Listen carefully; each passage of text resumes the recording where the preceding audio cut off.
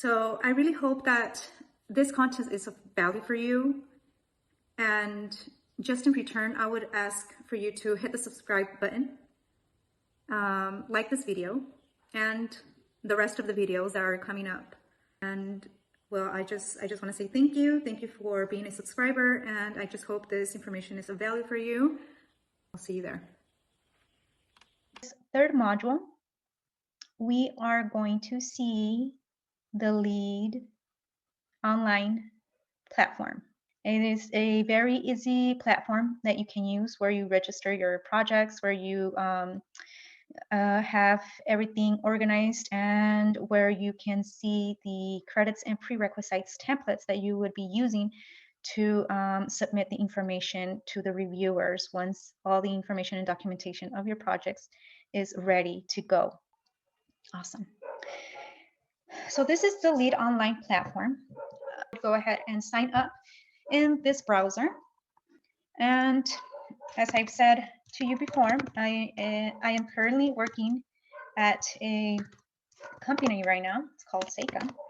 So you might be seeing some stuff that are relevant to that. Okay, so just so you know, I'm still working at a company where I am the green building consultant, and I am responsible of certifying their projects. I am not a independent consultant, at least not yet, but I work for this company doing the process for their projects.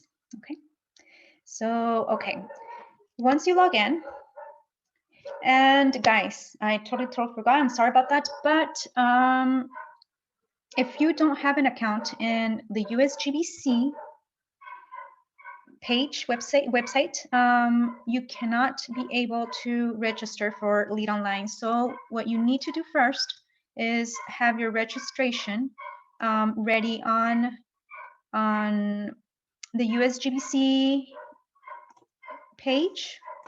I'm going to share that right now. I'm sorry, I just stopped sharing the other one. I just want you to have this information, okay? Okay, here we go. Let me share my screen. Here we go. Okay. You can also see this, a relative video at my YouTube channel.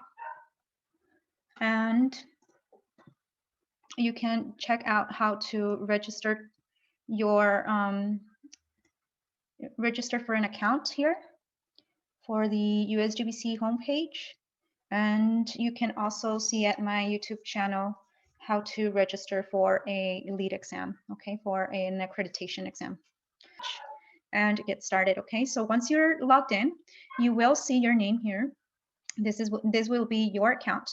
So you will be seeing your full name here. And this is like the welcome page. What we have here on this side where you see projects, you can see all of the activity of the people who are involved in the projects and what they've done at what time and date of the activities. So it's just like a log of activities. And if you need any like reference or something about any activities that you have been doing or someone else has been doing in the page or in the platform, sorry, you can go ahead and check that out here. Okay, so on this side right here, this is like the profile side of the platform where you can check out projects, blogs, portfolios, campuses, homes, cities, communities, interpretations, and V4.1 sample forms. So these are available for you. I usually don't use this. And for example, if you go to projects, then that's where you can see the whole list of projects that you've been involved, and you can check each one of the projects, all of the information, templates, and relevant information and documentation that you submitted or you are submitting if the project is in process for the reviewers. Okay. Blogs, As I said before, I haven't used this. So as you can see, it says currently there are no blocks available for this user. So I really don't know what this is for. But we can check that out later. I don't know. I don't know the usage of this. Portfolios, let's check that out. Okay, these are for projects that are in LEED volume. I have not worked in LEED volume projects, therefore I have no activity in this on these portfolios, okay? As this says, it takes you to another page, and these are the sample forms. So you can go ahead and check out any of the sample forms that you will need for LEED V4.1 on any of the rating systems and categories for the LEED certification process. And this is only if you need it to, I don't know, maybe you can go ahead and download them or check any information that may be relevant that can help you go through your process of your project certification, okay? So when you start to create a new project, when you are going to register a new project, you click this button right here on create new project. And as you can see, the platform is really easy to use. It's just another platform that you just need to, browse and look all over the place to see what features does it have.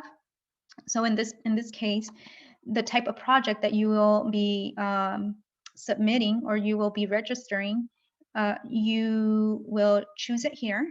You can choose a project, a campus, cities, or communities. For a project, it's any of the rating systems that you may be using. For volume, I haven't yet done the volume, but what I know is that you choose campus for a volume, okay?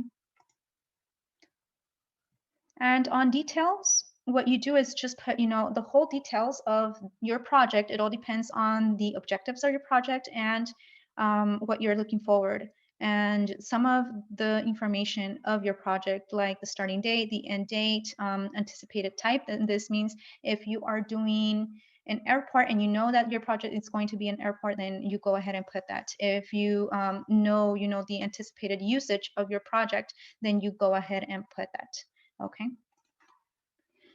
You put the gross floor area, name of the owner, the owner's representative, the owner type, and this is the types of ownership that they have here, and it all depends on your project, the country where your project is located, the email address of the primary contact, and you will check these if needed. It all depends on your project. Okay, guys, if you put this project in private, that means that it will not be on the USGBC homepage where you can check out all of the projects that are LEED certified. So it all depends on what your client needs and what your client is requesting for their projects. If they need it private or not, you are going to have to check that directly with them.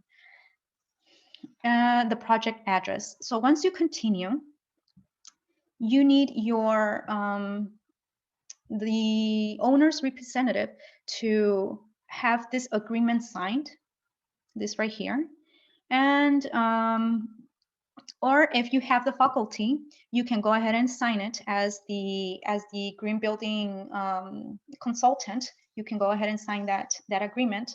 And once you've done that, you will sign it right here. You don't have to print anything or anything. You just go ahead and sign it. The person, if it's not you who is going to sign it, the other person or the owner's representative will need a LEED Online account so they can go ahead and log in and sign the agreement, okay, under their name. Once that's done, you go ahead and make the payment. The payment right now for non-registered memberships or non-members of the USGBC console, it's $1,500 per project. And for members of the USGBC, the amount is $1,200, so it's $300 different. And to be a member, you're going to go ahead and check that out at the USGBC page. You can go ahead and check that out there to check the amounts, and it all depends on your on your business or what you want to do. Okay, so yeah, it all depends on that. And if you don't want to be a member, then you can just pay as a non-member as well. You'll pay about $300 more. The receipt, once you paid, you receive a receipt and an invoice if needed. So that's that. Pretty easy, right? You just follow the steps, you go through the process, and it's just that. There's no tricks, there's nothing really. It's just a regular platform. Okay. So these are kind of like shortcuts, guys. I don't use them. The LEED Online platform puts these shortcuts just to like engage in a little bit more of information about LEED and their tools and some other things that they can offer. Okay, so it's just like you can call it publicity. Okay, so I don't use that. And right now, I am going to share with you this right here. This is a project that I've been working on right now. The project here in Mexico in Guadalajara. It's kind of far from where I live, so I have to be, going to the project by plane. Okay, so here we go. Once you have your project registered, you will see it in that list of projects, and you just have to click on it to go inside and check the information of the project. As you can see, the first thing that you will see is all of the information you already submitted when you registered the project. So you'll see it here in this page right here. You can see the agreement and check if it's already signed. And here comes the good stuff. Let's go to the credits. So here we are, guys, at the good stuff. So this is like an overview what we are doing right now. And as you can see, you have everything organized by categories. So you have the project information template. You have the integrated process template, which is the one category and one credit. So that's about it. I mean, there's nothing else to it. Now you can see the location and transportation category and their credits. Sustainable sites, in this case, is a new construction. So we are using the rating system for core and shell. It's a warehouse. And you can see sustainable sites here. If you were doing an interior design project, you won't see sustainable sites, but we'll see that in a little while. Okay, I'll show you another project which is an interior commercial interiors project, and you can check the difference between them. Okay, and one of the differences is this one, that they don't have the sustainable sites category. They go all the way to water efficiency, which is this category right here, and you can check the prerequisites, which are these. When you see that these are required, is because these are prerequisites and these are required, as it says right there. Energy and atmosphere, materials and resources, indoor environmental quality, and innovation and design. So guys, I am not going to go through all of these because we can be here the whole day, and I don't want you to be here the whole day. What I'm going to do is give you the templates that I have in hand. I will be downloading these templates, and I will be giving you these templates as resources so you can go ahead and check them out. What we are going to do right now is just, I'm going through the platform, and we are going to go through the templates in another video. This is video number 1 for your module 3.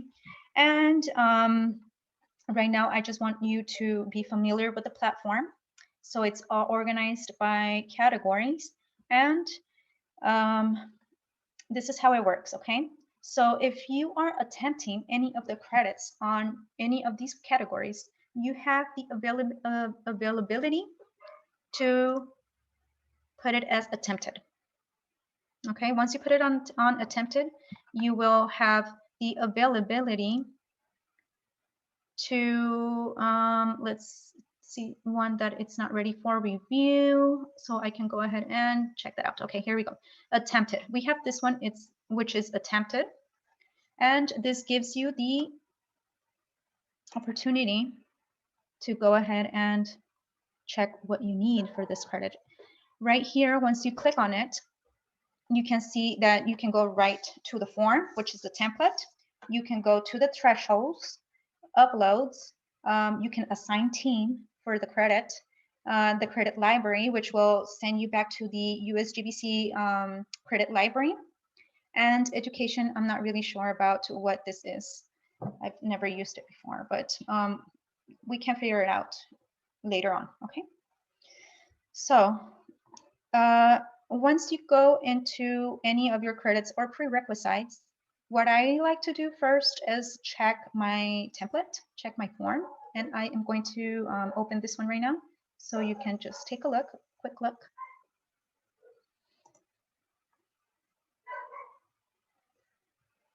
And I'm going to show you how these look and what you need to look for in these templates, so you can gather up your documentation and information that you will be needing,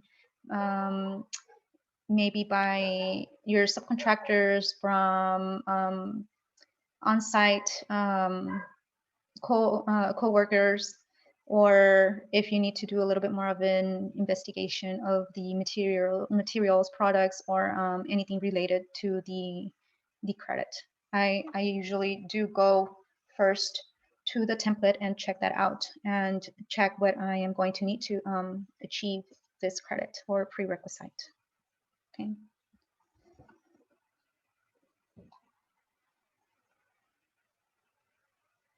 Here we go. So these are the templates. These are what they look like. They have the rating system here, the LEED version, and the category and credit. You will have the project number and name. And once you start exploring the templates, I do recommend to go by every little thing, every single step, and check this right here. So for example, it all depends on the calculations for this credit, which you have been seeking in the LEED credit library that we mentioned last week. So you will always go back to that credit library. So just go through every single thing, read every little thing. What am I going to need? My project has not parking under cover, so my option is option 1. And I will have to do my calculations for non-roof and roof. So this is where we go through the calculations. This is not a finished template, but you can check that we are talking here about the non-roof measurements, and we have concrete. We don't have any architectural shading structures or devices in our parking lot or our dock area. Okay, so this is the information that I have for this project. Now we go through the information of the roof, high reflectance roof. We usually do have metal corrugated sheets for the roofing of these type of projects, and they're always a 5% of skylights. We usually do work under those standards for these type of projects, so that's what we are working on right now. We don't work with vegetated roofs on these type of projects, but your project may have vegetated roof. So just remember that if you are trying to pursue this credit, your roof has to be at least 50% of the roof area. Just check those details on the LEED credit library, as I've been mentioning you guys. That is where you are going to be getting all the information that you need and the information to go through these credits and prerequisites. That's like the easiest, fastest, and resumed way to go through the credits. The other way to go through specific detailed information for every credit, it's the reference guide. You will need your reference guide for your projects, and it all depends what type of projects you are going to be working on. If you are going to be working on building design and construction, you need the reference guide for BD plus C. If you are going to be working on homes, then you need that reference guide. If you're going to be working on operation and maintenance projects, then you need that reference guide. And if you're going to be working on all of those type of projects, then you need all of the reference guides, okay? And you can find those on the USGBC homepage. So all that information, it's there, you can buy them there, but you will be needing those reference guides because there is more specific information for each one of the credits and prerequisites of these rating systems that you need to know. So this is what you will be seeing in these types of templates here on special circumstances. It all depends on your project. If there's something that is different from what you have seen above, all of the information above in your template, and there is something that you need to point out to the reviewers, then that's what this box is for. So you can describe anything that you need to point out on your project. Maybe sometimes calculations may be different than what they usually use here on their templates. I've had it just for the indoor water use reduction, and maybe some other circumstances. It all depends on your project. It all depends on the scope. So this box right here is for that. It's so you can go ahead and describe anything additional that they may need to know about achieving this credit or prerequisite, or any credit and prerequisite. So once you're done, you put your name. The date is it's dated automatically. You put save form, and then you put check form. And if you get the complete, then it's because it's totally completed and you don't need any additional information to submit this template. Okay. So this is how they work. Okay, now we are going back to the categories, and I am going to use the same example of the same credit so you won't get lost. And you maybe, it's easier for you to follow me and follow the process on this. So once you have clear what's your threshold for this credit, what you do is you go to thresholds. You just have to make sure that your threshold is the same as what you are expecting to receive or to achieve in your credits. Okay, so right now we are going to check that out. So you'll get familiar with it and you'll know what this is for. Not all of the credits use this, but since we are using option 1 in this case, we do need to have our threshold clear here too and submit it, okay, for 2 points.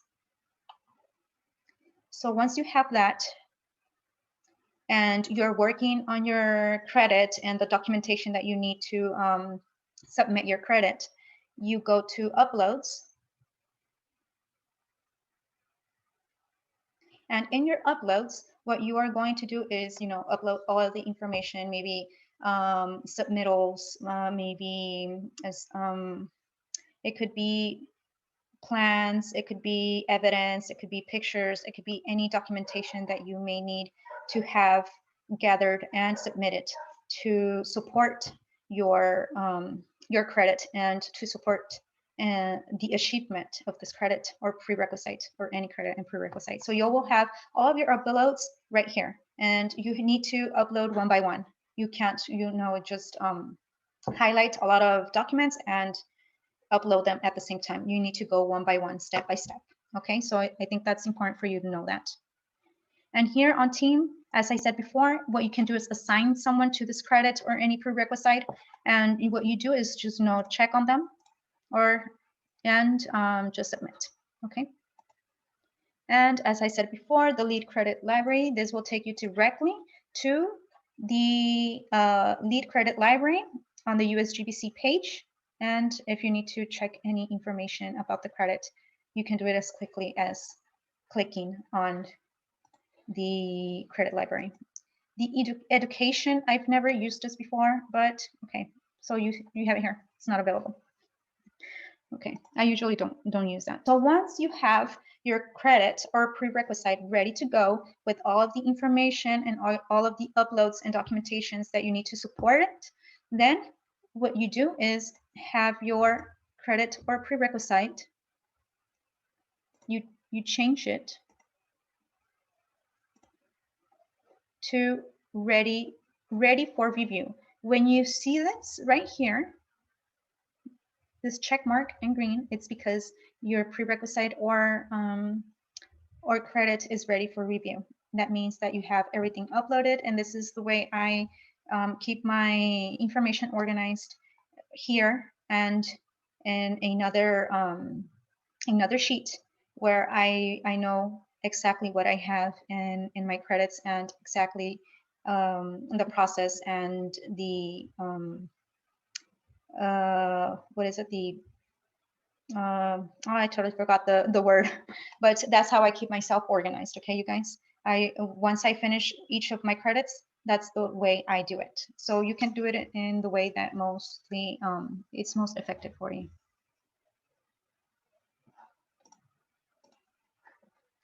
Okay.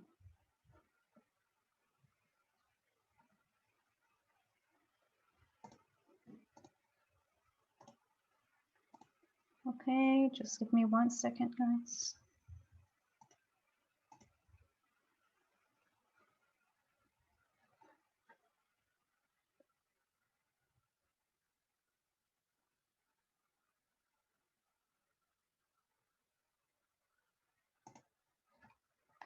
I don't know what I'm doing here. Totally sorry about that. Okay. So anyway, here we go. So that's how I keep myself organized with the information here and the information in another sheet that I will be sharing with you guys very shortly in these weeks. Okay, guys, so this is the platform. This is how it works. If you find that you did not achieve, or you are not going to be able to achieve any credit, and I say credit because prerequisites are required.